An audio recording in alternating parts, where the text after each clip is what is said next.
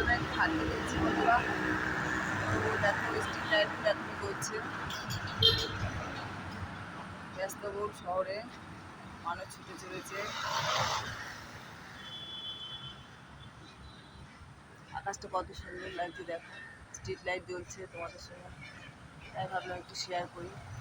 অনেকদিন হাঁটতে বেরোয়নি, ভাবলাম হেঁটে আসি, ফেরিটা ভেঙে গেল তখন।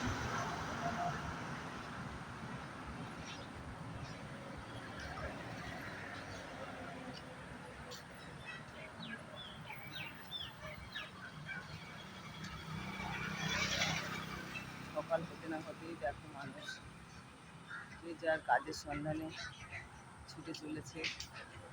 তো দেখতে পাচ্ছ